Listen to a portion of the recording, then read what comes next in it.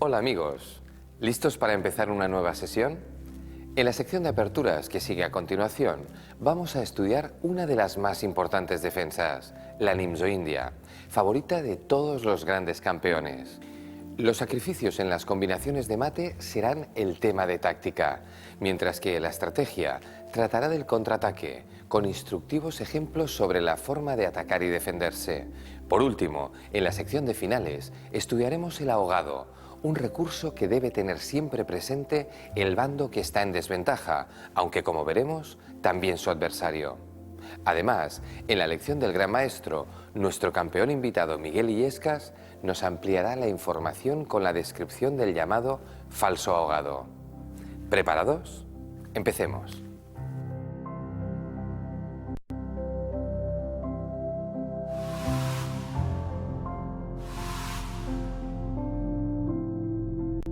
La defensa Nimzo-India ha sido empleada por prácticamente todos los campeones del mundo, principalmente por Fischer, Karpov y Kasparov, lo que da idea de su importancia. Es también la más utilizada por los grandes maestros de la actualidad en las aperturas cerradas, así que valdrá la pena conocerla un poco más a fondo. Vamos a ver sus principales ideas. Con solo un vistazo a las primeras jugadas, nos daremos cuenta de que esta defensa cumple a la perfección los requisitos de una buena apertura. Como respuesta a la salida de peón dama, las negras desarrollan un caballo a su mejor casilla, controlando el punto E4 e impidiendo que las blancas coloquen allí un peón, lo que les daría dominio total del centro. Tras C4 sigue E6.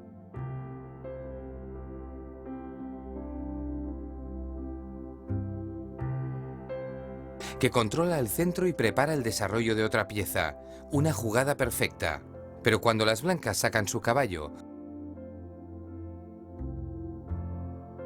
renuevan la amenaza de ocupar el centro moviendo su peón a E4. Por ello, la salida del alfil no es una mera jugada de desarrollo, sino que al clavar el caballo, previene la amenaza blanca. Y no olvidemos que ahora las negras ya están en disposición de realizar el enroque. Es difícil pedir más en tan pocas jugadas. Además, la defensa Nimzo-India es extremadamente flexible. Es decir, que con ella, las negras todavía no dan a entender cómo piensan actuar en el centro. Efectivamente, después del enroque, las negras tienen 3 líneas de acción para atacar el centro de las blancas. Pueden jugar su peón a D5. Pueden atacar el centro moviendo su peón a C5. Y en algunos casos pueden jugar más tarde su peón a D6 y preparar el avance E6-E5. Por otra parte, el negro tiene el plan de jugar B6 para sacar su otro alfil por B7 y controlar aún más el punto E4. Una de las ideas básicas de esta defensa que puede complementarse con alguna de las mencionadas rupturas. En la Nimzo-India, las negras suelen cambiar su alfil por el caballo para doblar los peones y provocar una lucha desequilibrada, muy apropiada para jugar a ganar por ambos bandos. Las blancas tienen un amplio abanico de posibilidades para responder a la defensa Nimzo-India. Veamos las más importantes. Una de las más naturales es la denominada variante Rubinstein, en honor a este gran maestro polaco, que la popularizó a principios del siglo pasado. En respuesta, las negras pueden elegir diversos desarrollos. Por ejemplo, movilizar rápidamente su alfil, ocupando una excelente diagonal. Las blancas, por su parte, pueden jugar tanto su peón a F3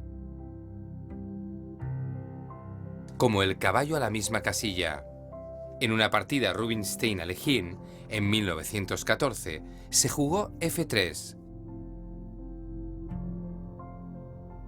Y rápidamente se llegó a una posición muy compleja, donde las negras tienen un buen desarrollo y estructura de peones, a cambio de ceder la pareja de alfiles.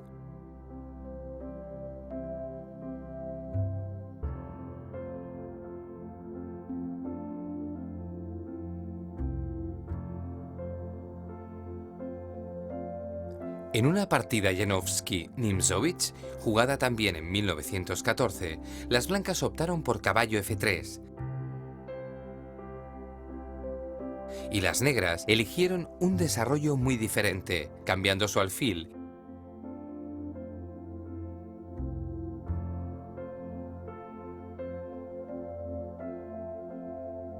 y colocando los peones para preparar la ruptura en E5. Finalmente, se llegó a una posición muy característica de la Nimzo India, con pareja de alfiles para las blancas a cambio de una mejor estructura de peones para las negras. Este es un factor que se repite muchas veces en esta defensa, la pareja de alfiles a cambio de los peones doblados. Se considera que ambos bandos tienen iguales posibilidades, pero garantiza una lucha desequilibrada en la que suele ganar el mejor jugador. Además de B6, las negras pueden reaccionar de otro modo contra la variante Rubinstein. Por ejemplo, se utiliza mucho la ruptura en el centro.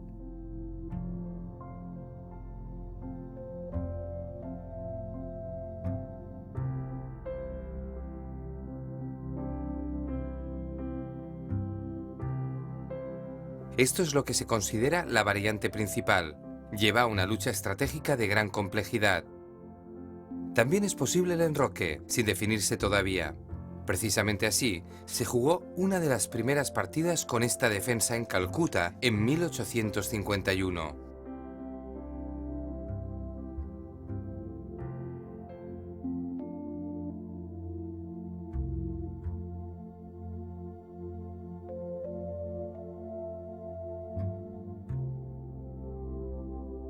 Y de nuevo, se produjo la típica lucha con ventaja de las blancas en el centro, pero con peones doblados que pueden ser débiles en los finales. Con esto podemos dar por terminada la variante Rubinstein, que nos ha servido para comprender también algunas de las principales ideas de las negras. Ahora vamos a estudiar otra importante continuación que lleva el nombre de Capablanca. La idea de Capablanca era evitar los peones doblados tras el cambio del alfil por el caballo. Después del enroque negro, las blancas juegan A3. Y tras el cambio del alfil por el caballo, capturan con la dama. Entonces las negras siguen con el desarrollo natural, y aunque no han conseguido doblar los peones enemigos, tienen una interesante ventaja de desarrollo. Además del enroque, las negras también pueden jugar las rupturas de 5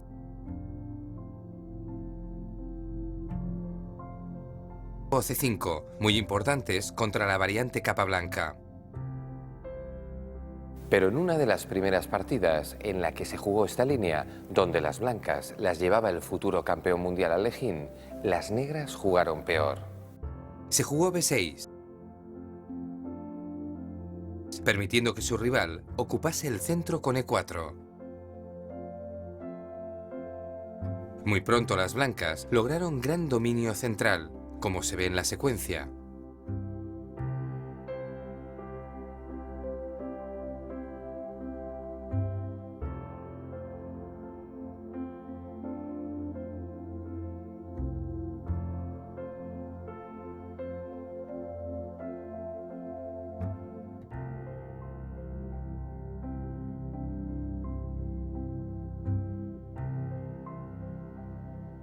Y aquí ya estaban las blancas con sus peones, abriendo columnas y diagonales para el ataque.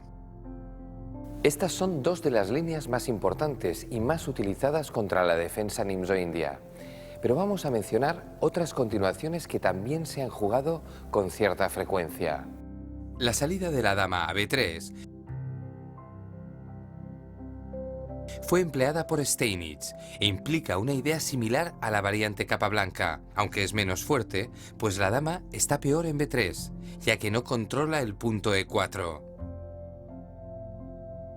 Esta es una jugada muy flexible y moderna. Las blancas no se definen y más tarde pueden adoptar diversos caminos. Las negras pueden hacer lo propio. Por el contrario, la variante Saemish es muy directa y obliga a las negras a definirse enseguida con el cambio. Las blancas intentan luego ocupar el centro con F3 y E4, y las negras suelen romper rápidamente con C5.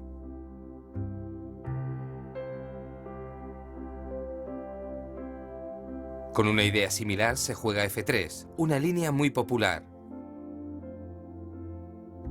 Y también G3, buscando posiciones parecidas a la apertura catalana. Por último, hay que mencionar la variante Leningrado, que utilizó habitualmente Spassky en los años 60 y 70 del siglo pasado. Esto nos habrá dado una idea general de la defensa nimzo-india, que actualmente significa una importantísima línea para las negras. Por tanto, ha llegado el momento de practicar lo aprendido. Empezaremos por uno que nos demostrará si hemos aprendido las ideas principales de esta defensa. ¿Preparados? Ya comentamos que caballo F3 es una opción muy flexible para las blancas. Ahora vamos a valorar 3 opciones de respuesta para las negras. El cambio en C3 para doblar los peones lo antes posible. El salto de caballo a E4.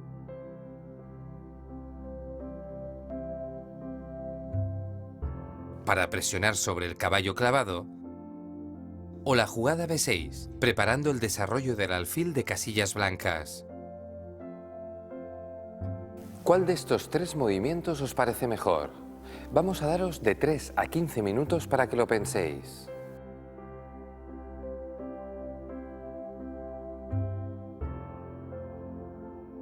Vamos a analizar la mejor respuesta.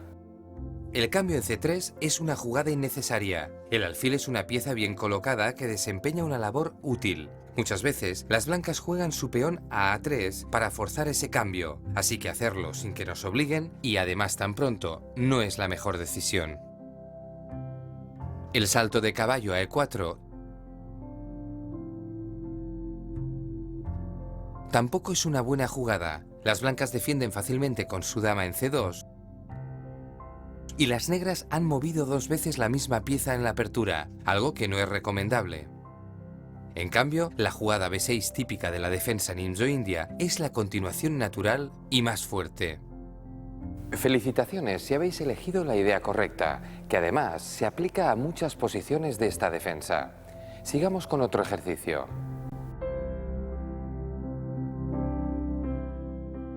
Imaginemos que, a pesar de la clavada, las blancas juegan E4. La idea es que si las negras capturan el peón, las blancas juegan su dama a G4 con un doble ataque sobre el caballo y el peón de G7. La pregunta es, ¿qué jugaríais con negras? Os vamos a sugerir 3 posibilidades. ¿Capturaríais el peón a pesar de dama G4?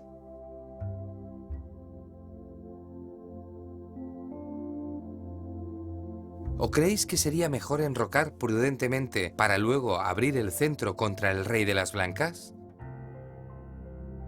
¿O romperíais en el centro e intentaríais aprovechar de inmediato la posición del rey blanco sin enrocar?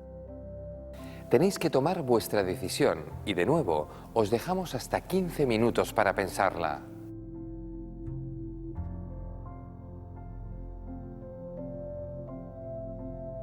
Vamos con la solución, aunque como antes, ninguna de las jugadas propuestas son malas. Aunque el enroque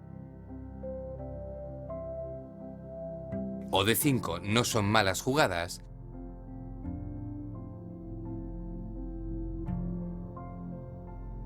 la captura del peón es mucho mejor, puesto que gana limpiamente un peón. El motivo es que la salida de la dama no deja de ser un farol. Las negras capturan en C3.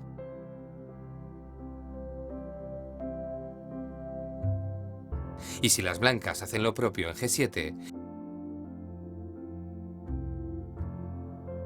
las negras vuelven con su caballo a E4 con jaque.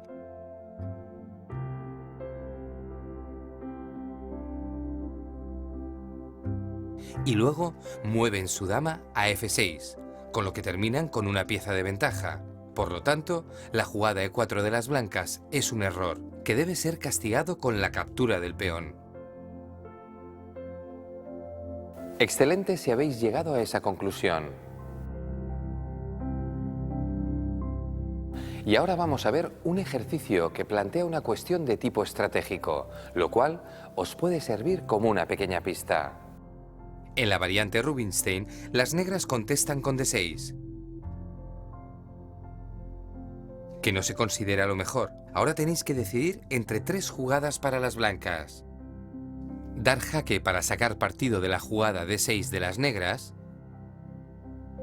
colocar la dama en C2 evitando que tras el cambio en C3 se doblen los peones, o prevenir esa misma circunstancia desarrollando el caballo a E2 a pesar de que se obstruye el desarrollo del alfil en F1. ¿Qué jugada de esas tres os parece más acertada? Podéis usar de 3 a 15 minutos para responder.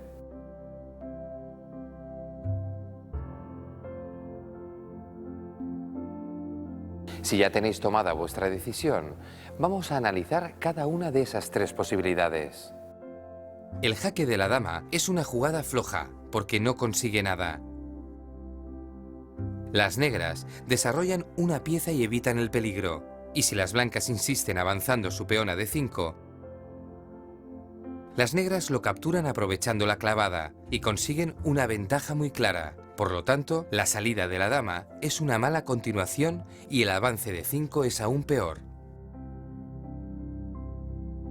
La jugada de la dama en C2, una de cuyas virtudes es preparar el avance E4, aquí es un poco peor que en otras circunstancias, puesto que las blancas ya han jugado su peón a E3. En la variante capa blanca, con el peón en E2, las blancas buscan sacar su alfil por G5, pero ahora ya no es posible. Las jugadas dama C2 y peón E3 no casan bien juntas, y es mejor elegir o una u otra, pero no ambas. La que sí es buena es caballo E2. La idea de las blancas aparece clara después de que las negras se enroquen. Entonces, las blancas juegan A3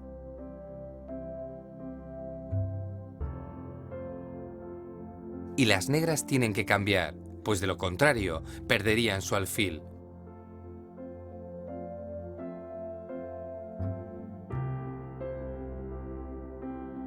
Fijaos que si retiran el alfil, sigue B4.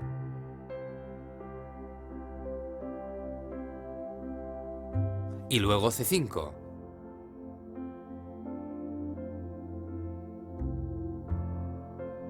Por tanto, después del cambio, las blancas toman con el caballo y quedan con la pareja de alfiles sin tener que doblar sus peones ni perder tiempos con su dama, como ocurre en la variante capa blanca.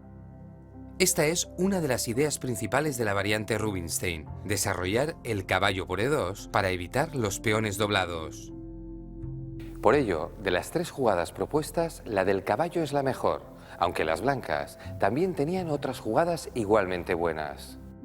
Por ejemplo, la jugada del alfil a D3 sería una buena alternativa. La salida del caballo por la casilla natural F3 sería igualmente buena. Enhorabuena si habéis acertado con los ejercicios, que en todo caso os habrán servido para profundizar en esta importante defensa.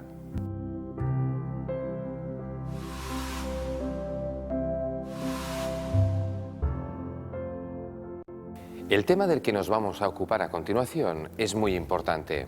Las combinaciones para dar mate son un método rápido para ganar la partida, aunque muchas veces no resultan evidentes y hay que esforzarse por descubrirlas. El término combinación lleva implícito algún tipo de sacrificio de material, pero si a cambio se da mate, estará del todo justificado. Al ser la dama la pieza más poderosa, su sacrificio siempre resulta inesperado y da un valor especial a la combinación. Para entrenarnos en el descubrimiento de estas combinaciones, lo mejor es que comencemos con algunas posiciones donde existe un remate típico. Por ejemplo, en esta posición, las blancas tienen ataque sobre el enroque enemigo. Pero el procedimiento lento, llevando la torre para amenazar doblemente el peón H7, permite a las negras defenderse bien con su caballo en F8.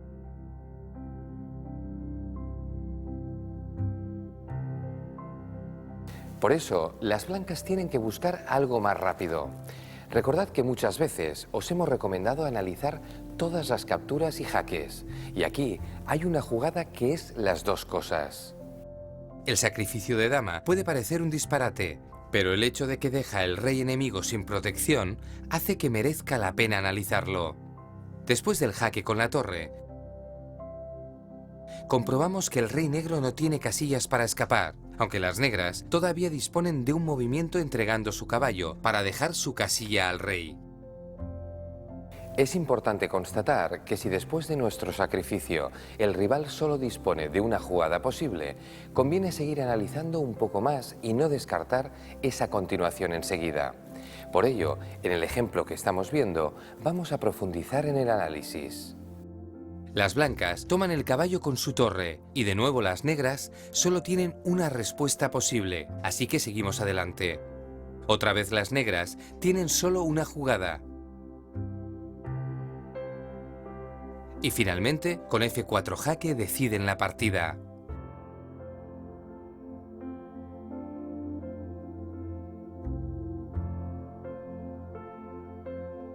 Las negras se rindieron porque después de la captura en G4 reciben un bonito mate con el caballo.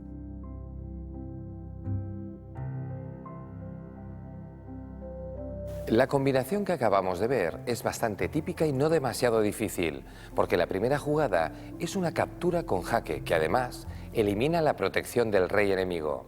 Después, las demás jugadas son jaques que tienen una sola respuesta. Por tanto, es una combinación cuyo cálculo no es excesivamente complicado. Vamos a ver otro sacrificio de dama, en una combinación un poco más difícil, aunque es mucho más corta. Las blancas empezaron con el jaque de la torre, una jugada que debemos tener en cuenta desde el principio, pues las negras solo tienen una respuesta aceptable. Además, el rey negro queda sin casillas de escape. Enseguida podemos apreciar que el jaque de caballo en F7 sería mate si no fuese porque la dama negra lo evita.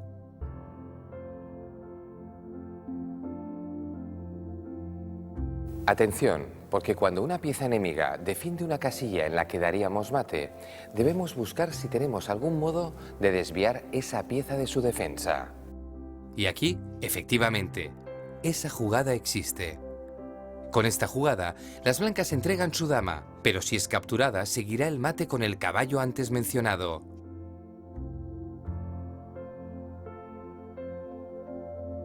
Pero además, la jugada de las blancas amenaza mate capturando el peón en F6.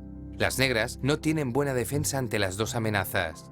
Si defienden ambos mates con la torre, dejan su dama desprotegida y pierden esa pieza.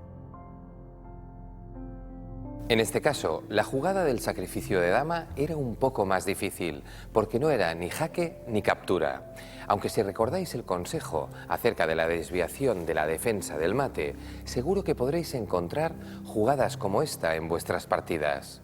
Vamos a ver otro ejemplo, que esta vez es un poco más fácil. Esta es una posición de una partida jugada por el inglés Joseph Henry Blackburn, uno de los mejores jugadores del mundo en la segunda mitad del siglo XIX. Blackburn conducía las piezas negras y se da la circunstancia de que esta partida la jugó en una sesión de partidas simultáneas a la ciega, es decir, enfrentado a varios rivales y sin ver el tablero. La modalidad de ajedrez a la ciega es aquella en la que uno de los contrincantes, o ambos, juegan sin ver el tablero, transmitiéndose las jugadas verbalmente. La historia del ajedrez a la ciega es muy antigua, y ya en algunos manuscritos árabes de los siglos X y XI se relata la capacidad de jugar así de destacados ajedrecistas. Sin embargo, no fue hasta mucho después con Philidor que tenemos abundantes muestras de sus partidas.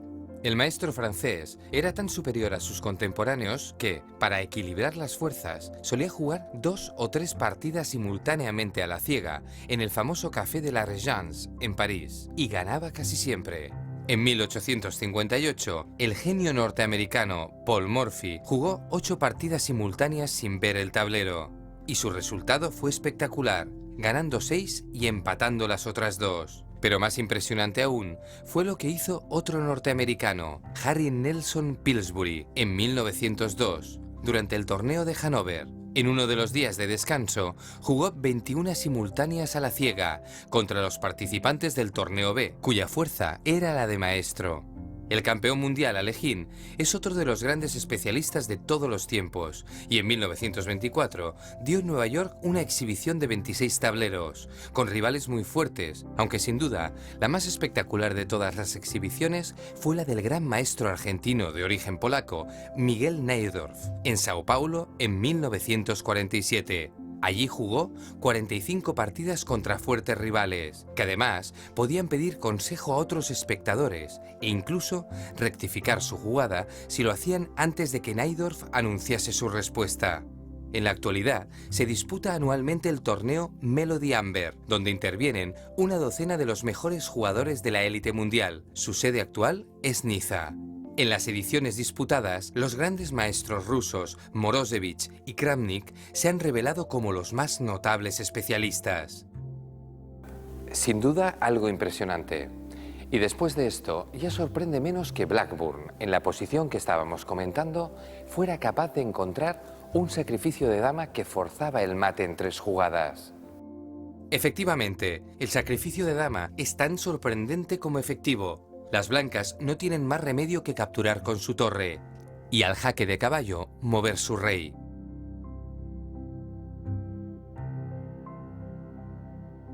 Finalmente, el jaque del alfil es jaque mate. De nuevo, la combinación no resulta difícil de calcular, porque las respuestas de las blancas son todas forzadas.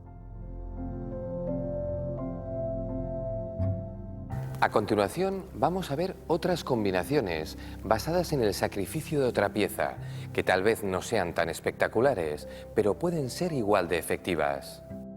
Aquí las negras tienen clara desventaja material, pero disponen de una combinación para ganar la partida. Aunque es un poco más larga que los ejemplos anteriores, las jugadas son obligadas, lo que facilita su cálculo. Se sacrifica una torre, y las blancas solo pueden capturar con su rey, que quedará en posición expuesta. Las negras dan jaque, y nuevamente la respuesta de las blancas es prácticamente única. Tapar con la dama recibiría mate de inmediato, así que el rey blanco tiene que adelantarse un paso más. Y ahora viene la jugada difícil, porque las negras tienen muchos jaques y hay que elegir el mejor. Este nuevo sacrificio conduce al mate forzado. Si el rey se retira, el jaque a la descubierta con el alfil es decisivo. Mientras que si captura el caballo, recibe mate con la dama.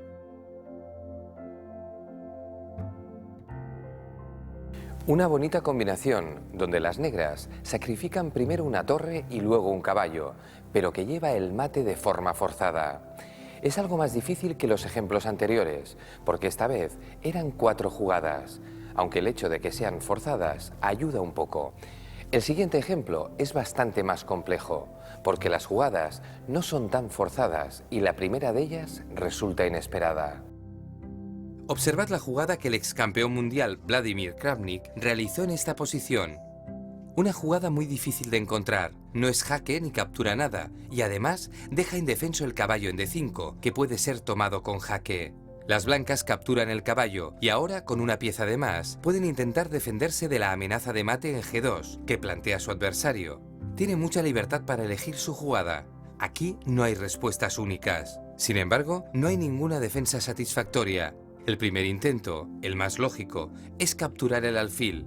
Esto fue lo que ocurrió en la partida, pero después del jaque en F3, el rival de Kramnik tuvo que rendirse. La clave del mate está en la entrada de la dama negra por D1.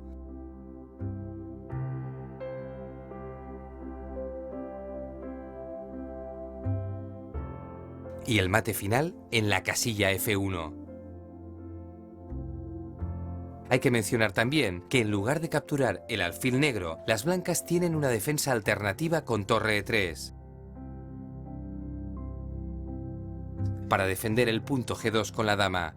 Sin embargo, las negras dan mate con un nuevo sacrificio, en esta ocasión de su dama, mediante dama F1 jaque.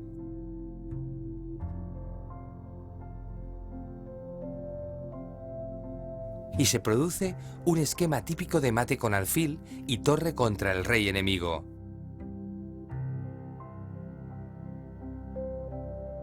Esta vez la jugada ganadora era menos evidente, pero no os preocupéis, porque con la práctica iréis descubriendo este tipo de jugadas con mayor facilidad.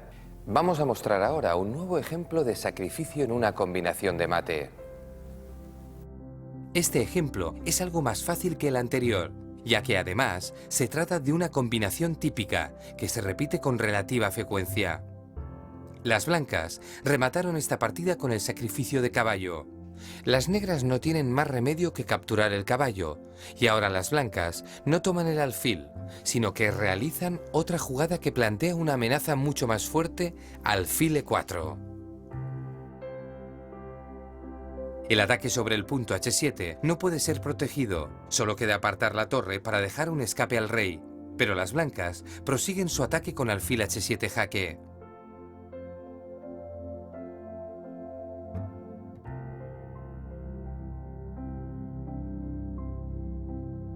Y luego la captura en E6.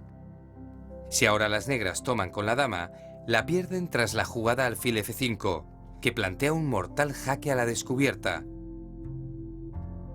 Mientras que si toman con el peón, sigue un mate en 3 jugadas, que se presenta con bastante frecuencia, así que conviene recordarlo.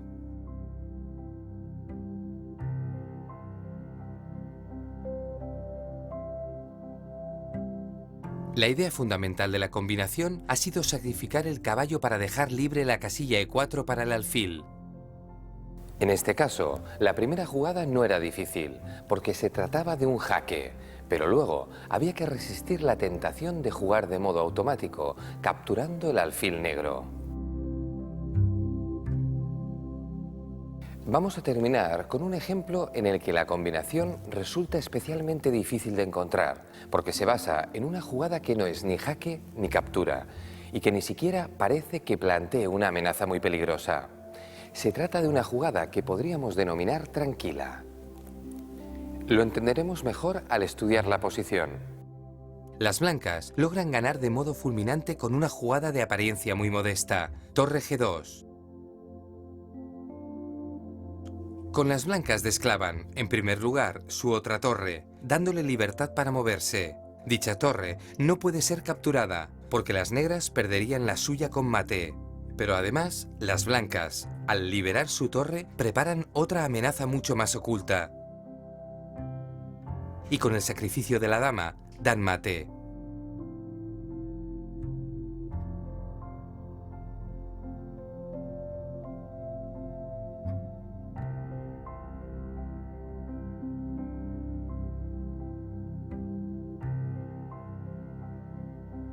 Las negras no tienen forma de defenderse de esto, pues su dama está atada a la defensa de su torre en F8. Es sorprendente que una jugada tan modesta encierre una amenaza tan fuerte e imposible de parar. Sin duda, no es fácil encontrar tales jugadas. La práctica es fundamental para mejorar nuestra visión combinatoria y por ello vamos a practicar con unos ejercicios sobre combinaciones de mate. Vamos a empezar con un ejercicio que, después de lo visto, no debe ser muy complicado. Si nos hemos familiarizado con los esquemas de mate, no nos costará mucho abrirnos camino hacia el rey negro, tal como hizo el gran maestro Richard Reti en una sesión de partidas simultáneas jugadas en Holanda en 1919. Juegan las blancas. ¿Cuál es la mejor jugada? Tenéis de 2 a 10 minutos para encontrar la solución.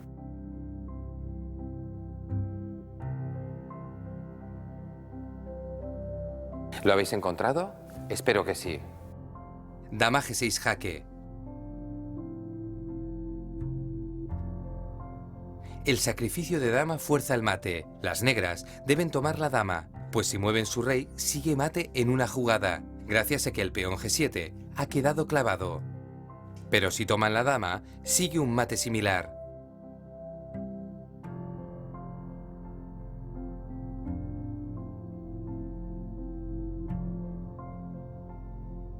Era un sacrificio con juego forzado, por lo cual no tendría que resultar muy difícil. Pero recordad que solo con la práctica se mejora en la resolución de estos ejercicios. Así que, si no lo habéis encontrado, no hay que desanimarse, sino seguir practicando. Se trata de una partida del primer campeón mundial, Steinitz.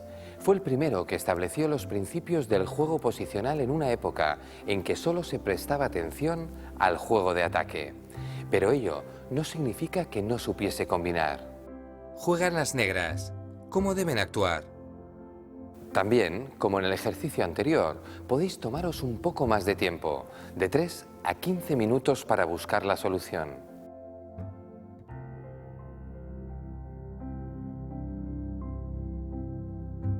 ¿Habéis encontrado la mejor continuación?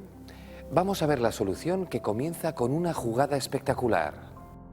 La jugada que gana es Dama H4, un sacrificio de dama inesperado, pero que, una vez visto, resulta muy claro. Se amenaza mate en H2, y la captura de la dama permite un bonito mate.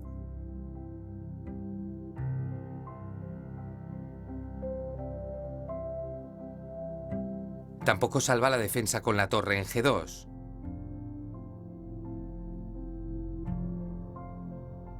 Porque las negras tienen otro sacrificio de dama que da un mate parecido.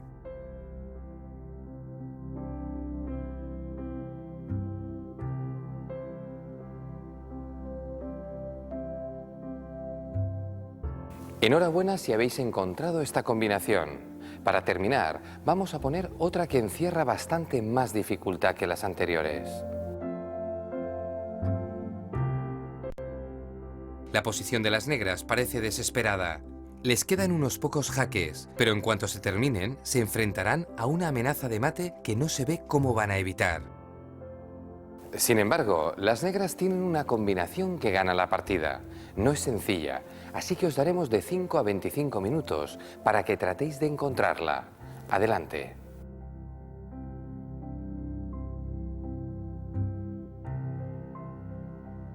¿Habéis encontrado la forma de ganar? Comprobémoslo.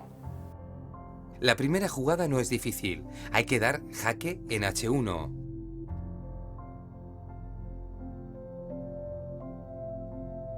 El rey blanco solo tiene una jugada. Y ahora no conviene dar el jaque en D3, pues las blancas se tapan con el peón y no hay nada.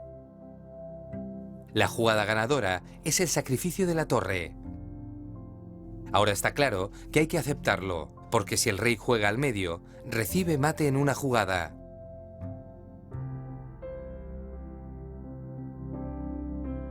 Las blancas pueden tomar la torre de dos maneras distintas, pero que llevan a consecuencias parecidas. Si toman con el peón,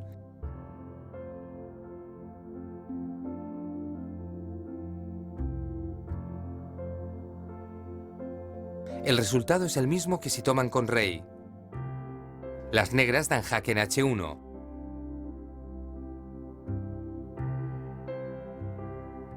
Luego toman en G2. El rey tiene que ir a F4 y ahí recibe mate.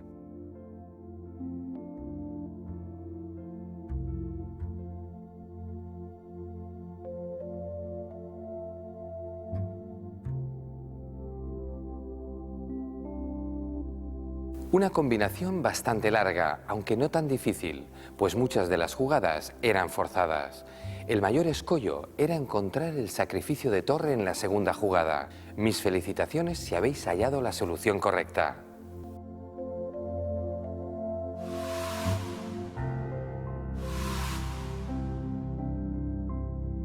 Vamos a estudiar un tema que se presenta con mucha frecuencia en las partidas, el contraataque.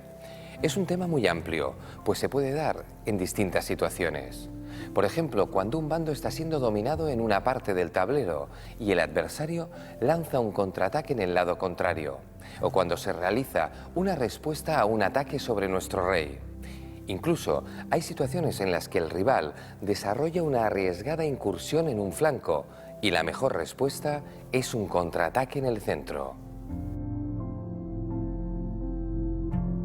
Se da con mucha frecuencia que un bando logre una ventaja en uno de los flancos y su rival busque contraatacar en el otro, especialmente si allí se encuentra el rey enemigo.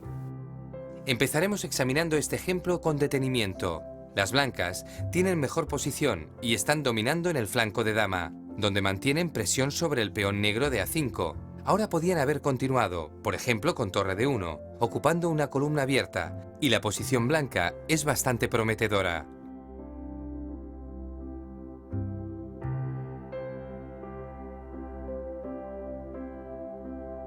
En lugar de eso, el blanco jugó H4. para presionar el punto E5 con la maniobra H4-H5. Las negras contestaron con dama D7. Y entonces las blancas tuvieron dudas y no siguieron de modo consecuente con H5. En su lugar, jugaron G3, lo que ya fue un error importante, que ponía en riesgo su enroque. Estas dos últimas jugadas de las blancas han debilitado la posición de su rey. Las negras lo aprovechan para iniciar el contraataque en ese flanco. Juegan de modo enérgico, abriendo líneas con F4. Ahora, la dama negra podrá entrar por la diagonal hasta H3 para atacar al rey blanco. La partida siguió. Esta es una de las ideas de las negras al jugar su dama a D7, dejar clavado el caballo blanco. Cuando las blancas capturaron el peón en E5, las negras se lanzaron ya a un fuerte ataque, sacrificando una pieza. La captura del caballo por parte de las blancas fue un error, tras lo cual el ataque negro es fulminante. La amenaza de mate en dos jugadas obliga al cambio de peones, que deja al rey blanco completamente expuesto y las negras decidieron la partida por la vía rápida. Las negras sacrifican una de sus torres para que la otra pueda entrar al ataque con efectos decisivos.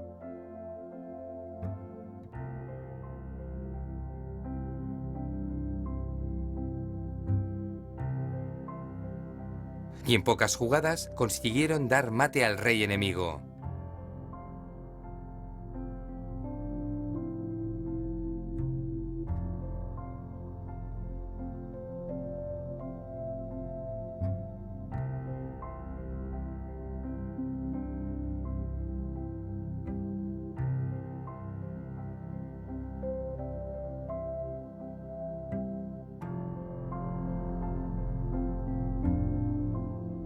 En el siguiente ejemplo, vamos a ver de modo muy instructivo la efectividad de un contraataque que coge desprevenido al adversario. Las blancas tienen una posición aceptable y podían defender su peón de modo natural con el alfil en B2. Pero en lugar de ello, lo sacrificaron para montar un ataque sobre el rey negro, sin valorar bien las opciones de contraataque que tenía su rival. Tras unas pocas jugadas, llegamos al momento crítico.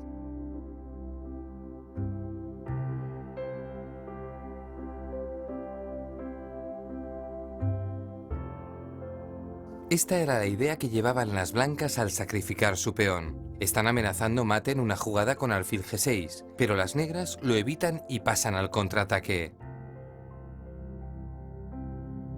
Las blancas insisten en su ataque y ahora su amenaza parece imparable, pero ahora el contraataque de las negras se muestra fulminante.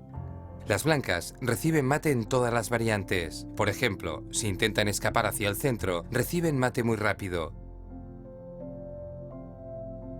Si por el contrario intentan huir al rincón,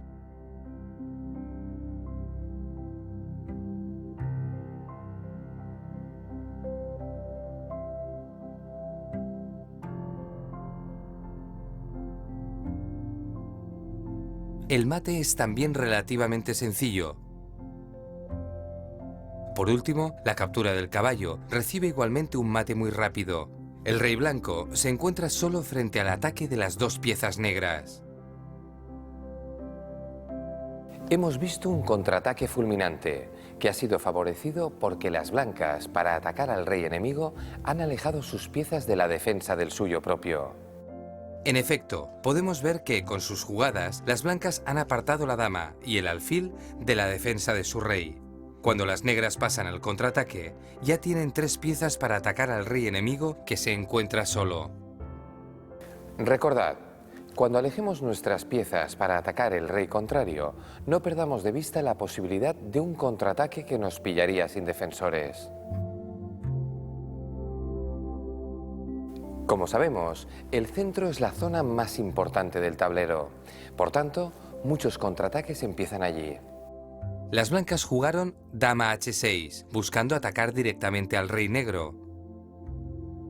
Ahora habría sido un error la captura.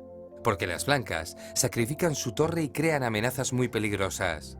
En caso de capturar la torre, las negras se verían forzadas a entregar su dama.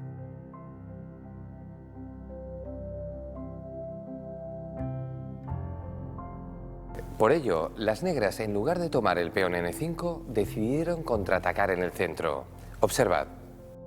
Con este movimiento, las negras dejan sitio al alfil para defender a su rey, pero además, con el sacrificio de la calidad, organizan un fuerte contraataque en el centro.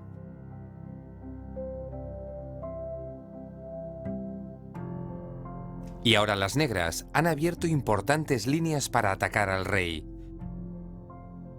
Las negras amenazan mate en una jugada y obligan a su rival a ponerse a la defensiva. Existe muy buena compensación por la calidad, ya que el rey blanco no está en situación segura y las negras terminaron ganando la partida más tarde. En el último ejemplo, veremos cómo un ataque poco justificado es respondido con una ruptura en el centro, uno de los más habituales métodos de contraataque. Las blancas jugaron F4, un ataque poco justificado, ya que sus piezas no están colocadas en situación de atacar y las negras tienen una posición sólida. De modo que contraatacan con una ruptura en el centro.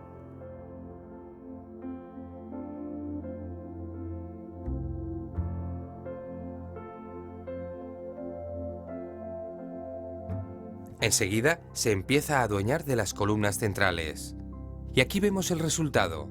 La maniobra de las blancas solo ha conseguido estropear su posición y las negras ya han tomado la iniciativa.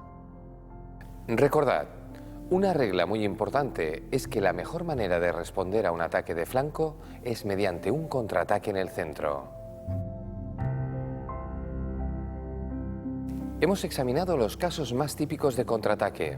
Ahora es el momento de poner a prueba nuestros conocimientos con unos ejercicios. En el primer ejercicio tenemos una posición bastante característica de la defensa siciliana, donde las blancas se lanzan al ataque con sus peones en el flanco de rey. Las blancas jugaron G4 y alcanzamos la posición del ejercicio, donde tenéis que jugar con las piezas negras. ¿Cuál es la mejor continuación? Tenéis de 3 a 15 minutos para dar vuestra respuesta.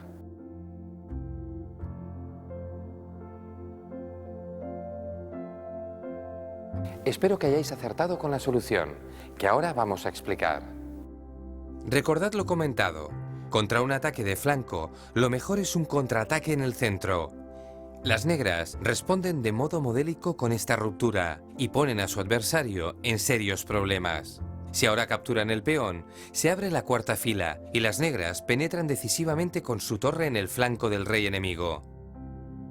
Observad cómo todos los peones blancos han quedado muy débiles y la posición de su rey está muy expuesta.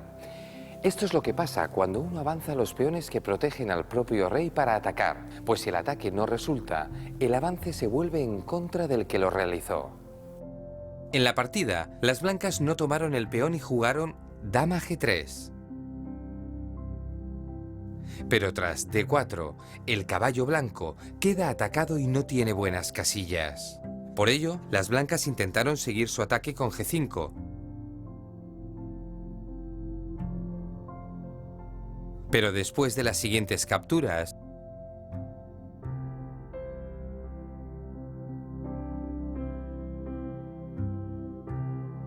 las negras quedaron con un peón de ventaja y enseguida remataron la partida con un sacrificio de calidad, torre por E4, que puso de manifiesto la temeridad de la estrategia de las blancas. Las negras tenían la pareja de alfiles y 3 peones pasados a cambio de la calidad, una ventaja considerable, y lograron la victoria sin dificultades en pocas jugadas. Espero que os hayáis acordado de la regla de contraatacar en el centro contra el ataque de flanco y no os haya resultado difícil dar con la jugada correcta. Esta vez analizaremos el ataque y su correspondiente contraataque. En esta posición les toca jugar a las blancas. La primera pregunta es, ¿qué os parece la jugada E5? ¿Creéis que es buena jugada o por el contrario os parece que sería mejor jugar antes alfil por F6?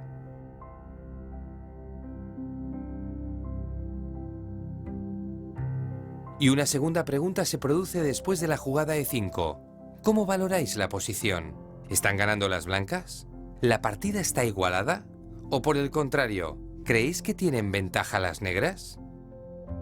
Tomaos de 4 a 20 minutos para responder a estas preguntas.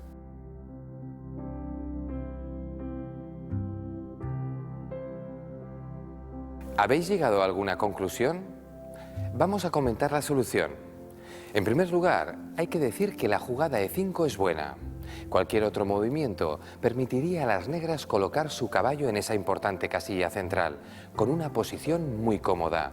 Por ello, las blancas hacen bien en forzar la situación.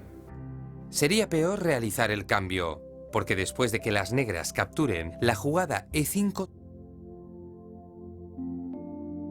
tropieza con torre H6, y son las negras las que consiguen ventaja. Así pues, las blancas juegan E5. ¿Y cuál es la valoración de la posición? Puede parecer sorprendente, pero realmente la partida está más o menos igualada. Hay que analizar el contraataque de las negras con la jugada dama por G2.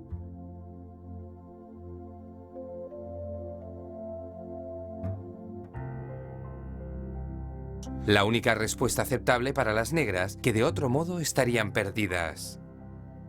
Si habíais pensado que las blancas ganaban después de E5, no es correcto. Las negras tienen este recurso de contraataque. A continuación sigue una serie de jugadas forzadas.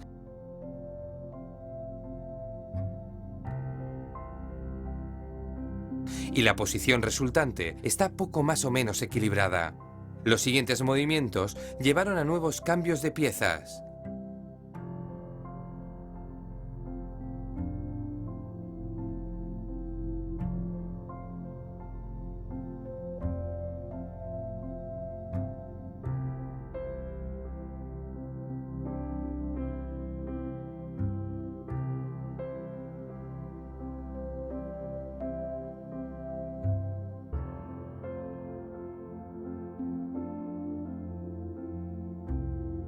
Y la posición se simplificó mucho, aunque todavía siguió algunas jugadas más. La partida terminó en tablas.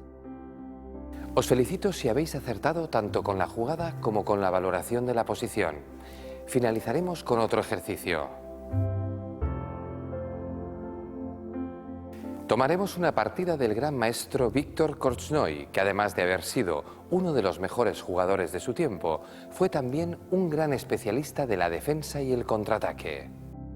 Tenemos aquí una posición bastante característica de la defensa Caro-Kann. Las blancas tienen posibilidades de presionar el enroque enemigo, especialmente en el punto G7. Algunas ideas interesantes podrían ser pasar las torres al ataque por H3 y G3, o bien por D3 y F3. Por eso Korchnoi se anticipó al peligro y jugó dama D5, proponiendo el cambio de damas al tiempo que puso a tiro el peón de A2. Por parte de las blancas, habría sido razonable cambiar las damas con una posición igualada, pero fueron ambiciosas. Jugaron con su dama a G4, amenazando mate en una. Lo que las negras respondieron con F6 y después de la respuesta blanca alfil F4, se llegó a la posición de este ejercicio. Ahora la pregunta es, ¿cómo creéis que deben seguir las negras? ¿Deben defenderse de la amenaza blanca de capturar en H6 con el alfil, apartando su rey a H8?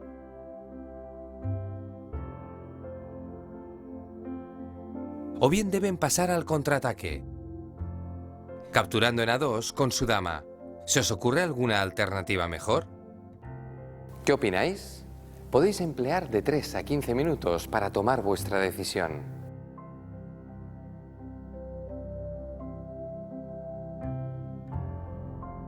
Veamos la decisión que tomó el gran Víctor Korchnoi. Las negras tomaron el peón de A2 pasando al contraataque. Es la mejor decisión, porque con ello logran la ventaja. Las blancas tomaron el peón. Korchnoi defendió el mate y pronto se puso de manifiesto que el ataque negro era más fuerte que el blanco. Ante la amenaza del jaque en A1 y la captura del peón B2, las blancas intentaron defenderse moviendo su peón a C3. Pero observad lo rápido que llega el peón A al contraataque. Y esta era la clave del contraataque negro. Muy bien si habéis tomado la decisión del contraataque, pero si además habéis descubierto la posibilidad de utilizar el peón A para llevarlo a cabo, merecéis un sobresaliente.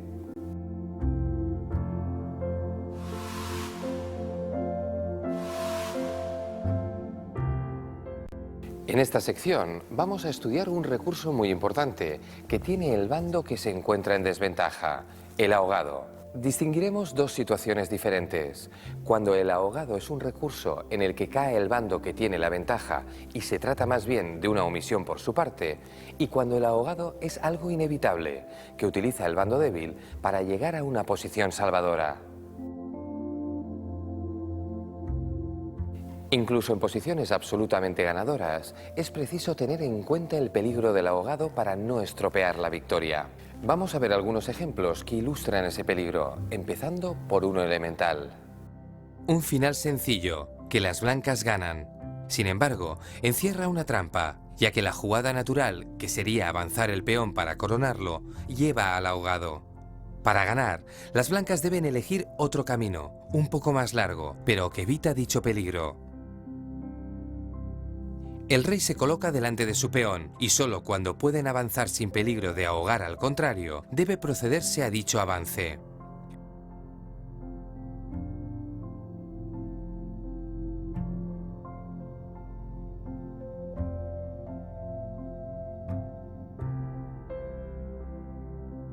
Finalmente el rey negro debe abandonar la casilla de coronación y las blancas ganan sin problemas.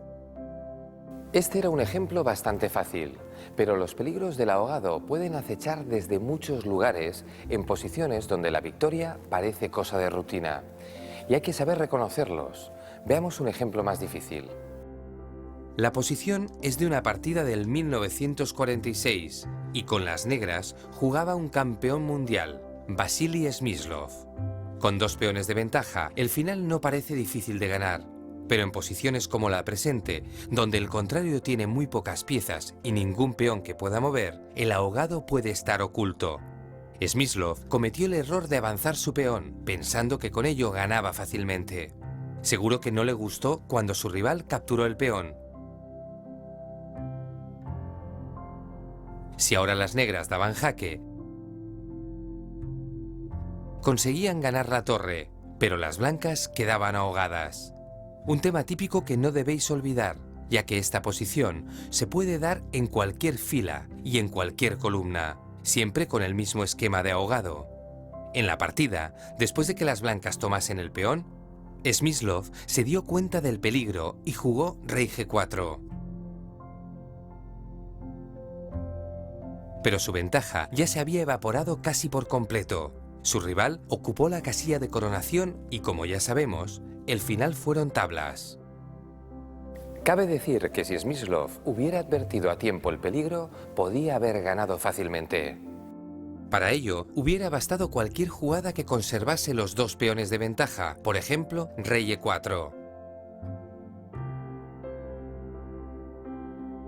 Contra los jaques, el rey negro puede acercarse a su peón y gana sin muchos problemas, pues el rey blanco tiene que permanecer atento al avance del otro peón.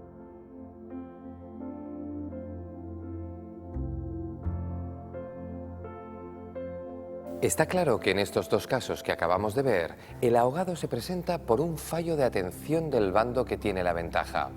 Pero a veces, el ahogado es un recurso que permite al bando en desventaja salvarse aunque el contrario esté atento. Son recursos inherentes a ciertas posiciones. Los ejemplos que vamos a estudiar nos muestran recursos de algunas posiciones que nos pueden ser muy útiles en nuestras propias partidas. Prestemos atención. Aquí, a pesar de su gran inferioridad material, las negras hacen tablas aprovechando la desafortunada posición de las piezas blancas. Simplemente deben dar jaques en la segunda fila, en las casillas señaladas.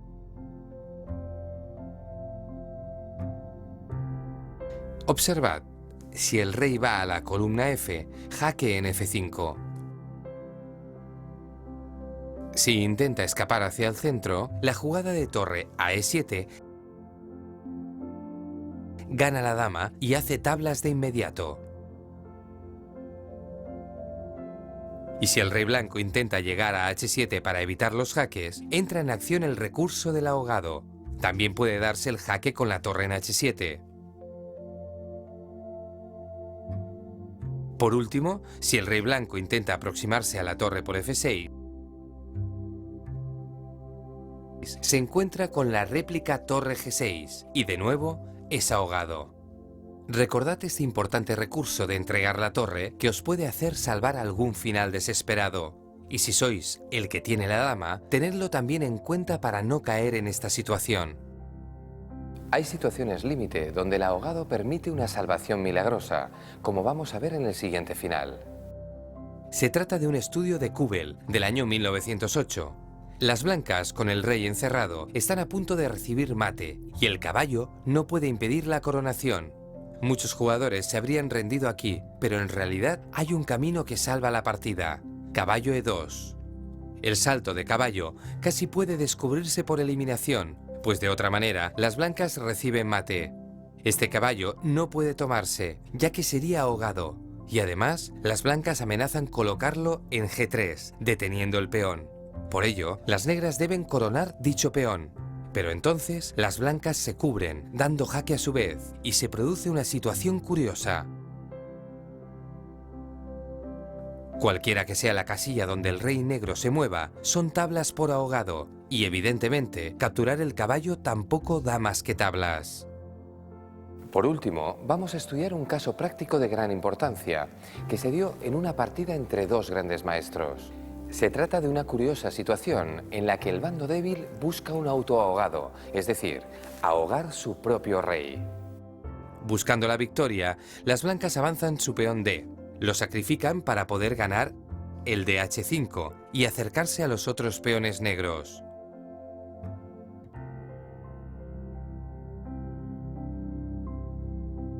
La idea es simple, el rey blanco va ocupando las casillas clave para ganar el peón de C5. En un final de peones, la ventaja de uno de ellos suele ser suficiente para ganar la partida, pero el gran maestro Taimanov, que jugaba con negras, descubrió un sutil recurso defensivo. Observad. Van moviendo su rey hasta llegar a la precisa jugada, el negro se encierra con su propio rey y cuando las blancas intenten capturar el peón, se produce el ahogado. No olvidéis que el ahogado puede ser la única forma de lograr el empate en algunos finales. Y ahora vamos a ver algunos ejercicios donde tendremos que poner en práctica este recurso. En este ejercicio tendremos que defender un final de torres en una situación muy difícil. Juegan las blancas y tenemos que encontrar la única forma de hacer tablas en este delicado final. ¿Cómo tenemos que jugar? Vamos a daros de 3 a 15 minutos para pensarlo. Evidentemente, tiene que ver con el ahogado, y esa es una buena pista.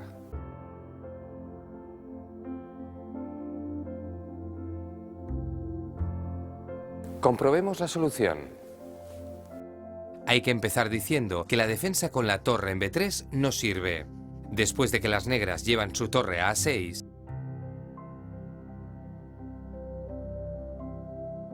la amenaza de mate obliga a las blancas a quedarse muy pasivas y enseguida pierden la partida.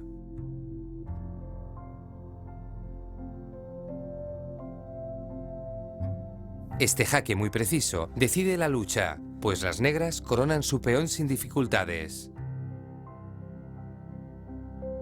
Así fue el desarrollo real de la partida, donde se llegó al final que estamos viendo, y las blancas, a pesar de ser conducidas por un fuerte gran maestro, no supieron ver el movimiento que las hubiera salvado.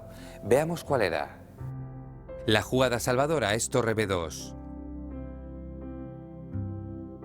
La idea es responder a la jugada negra que prepara el esquema de mate en A1.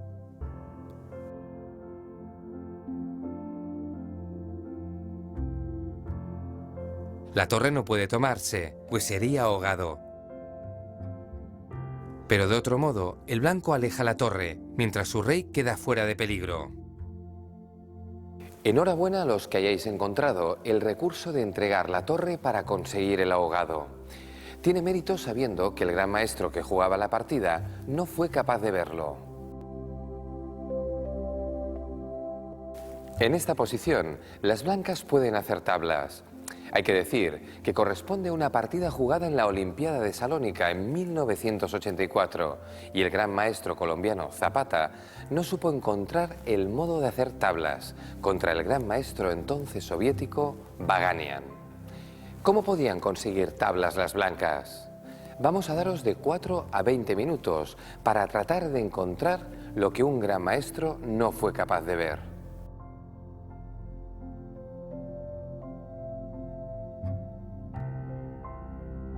Vamos a ver si hemos sido capaces de salvar la partida.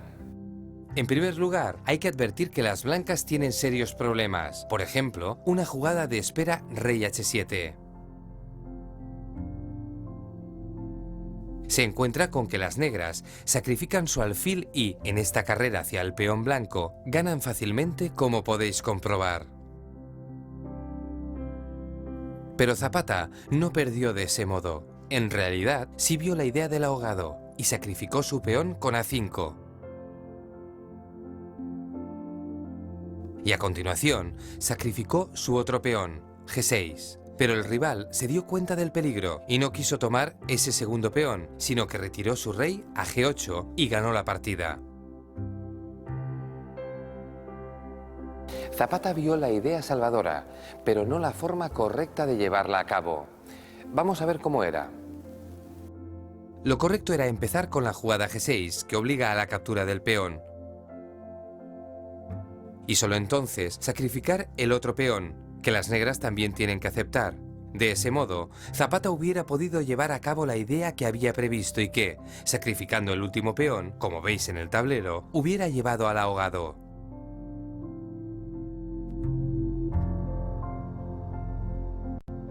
Y ahora vamos con un nuevo ejercicio, donde también hay que jugar con mucha exactitud.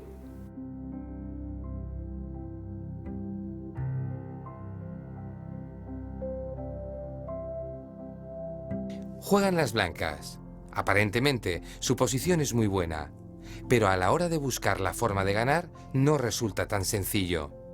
¿Pueden ganar las blancas o son tablas? ¿Cómo hay que jugar? Podéis emplear hasta 15 minutos para encontrar la solución.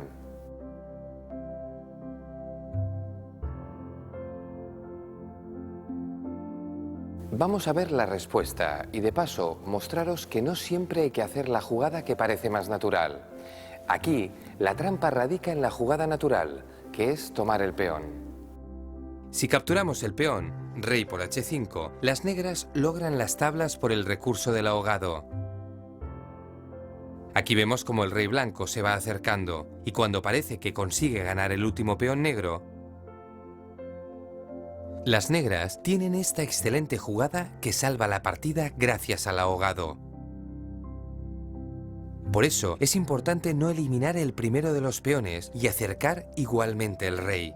A primera vista era una jugada sorprendente, pero después de ver la variante anterior podemos comprender su lógica. Precisamente, el rey tiene que ir a esta casilla, pues en g3 permitiría que las negras diesen su peón en h4 con jaque. Las negras van a perder ahora su peón G, sin que exista el ahogado. Las blancas tienen tiempo de evitar dicho ahogado, y de este modo ganan con facilidad. Este era un estudio de Moravec, de 1913. Os felicito si lo habéis resuelto, evitando la trampa inicial. Buenas, Miguel. Contigo no consigo aburrirme nunca. Tus títulos son verdaderamente enigmáticos. El falso ahogado. No lo había oído nunca. Bueno, siempre hay una primera vez. No lo habías oído porque me lo he inventado yo, bromas aparte. Ya. Quizá te suene más el concepto de semi-ahogado. Sí, puede ser. Ah, es aquel que cuando el rey... No me chafes la sorpresa, Marcos. Vamos por partes, no me chafes la sorpresa. Vale. Pues nada, tampoco está muy seguro de lo que era, ¿eh? Pero mejor lo vemos. Vamos a verlo. Venga. Esta es la posición en la cual tú, Marcos, vas a conducir las piezas blancas. Y bueno, tienes una torre de ventaja, lo cual hace pensar que tienes la oportunidad de ganar la partida. En realidad, aunque me tienes que ganar a mí, este es un estudio compuesto por el gran maestro norteamericano Paul Benko, que dice blancas juegan y ganan. No es fácil y el primer intento más evidente, que sería sacrificar la torre por el peón negro que va a coronar, para después ganar con el rey y el otro peón, no funciona. Lo vamos a ver. Si las blancas juegan rey de 3, el negro corona y el blanco sigue, lógicamente, con jaque. Captura la dama. Se produce el cambio. Pero enseguida nos damos cuenta que el rey negro llega justo a tiempo a entrar en contacto con el peón. Y por supuesto, después de la captura en E6, se produce la captura en D4, rey contra rey. Más lucha no se puede pedir, hasta la última gota de sangre, ¿no? Bien, volvamos a la posición inicial. Ya ves que la jugada más evidente no funciona, Marcos. Sí, a mí se me ocurriría llevar el rey a B3. El rey blanco a B3 es una idea muy interesante, pero bueno, ya veremos cómo por un pequeño detalle tampoco va a servir. Llevamos rey C3, corona dama jaque y rey B3. Y efectivamente es a punto del mate, puesto que la jugada torre A8 es mate, pero las negras tienen la milagrosa dama H1 y de esta forma controlan la diagonal y salvan el mate. Por tanto, la jugada rey B3, aunque muy interesante, Marcos, no acaba de funcionar, ¿eh? Oye, ¿y si intercalamos de 5? Bueno, ya te vas acercando, ya te vas acercando. Ese es otro intento para ganarme, te veo que te lo estás tomando en serio. La captura es obligada, peón por D5. El blanco ahora juega rey C3 y efectivamente, si el negro corona, sigue rey B3 y ahora, gracias a esta brillante idea de D5, la defensa anterior dama 8 no funciona. En este momento yo tendría que darte la mano y abandonar, pero va a ser que no.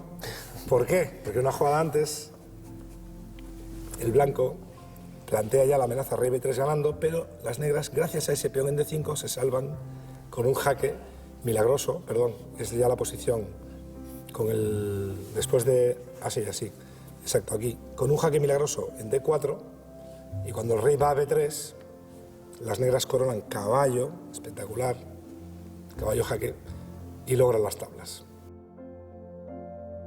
Así que ya ves, Marcos, hoy no puedes conmigo, ¿eh? La verdad es que no, y además me estoy quedando sin ideas. No sé, ilumíname, Miguel. Dime, ¿qué podemos hacer? Quizá la clave está en que ya te has olvidado del título de la sección, el falso ahogado. La clave está en jugar torre jaque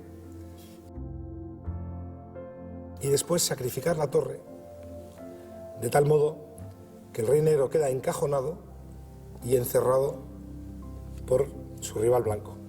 Ahora las negras no tienen más remedio que avanzar E5 y van a recibir mate, puesto que las blancas coronan una jugada antes en esta carrera de peones.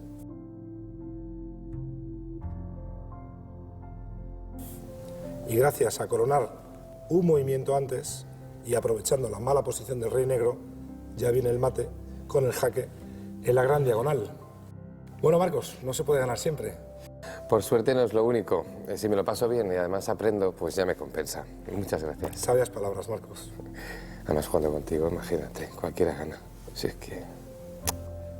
Bien, os recuerdo la importancia de seguir practicando y, a ser posible, tras cada partida tomaos un breve tiempo de reflexión para comprender por qué las cosas han salido mal o, por el contrario, cuál ha sido la clave del éxito. Ese análisis os hará progresar muy rápidamente.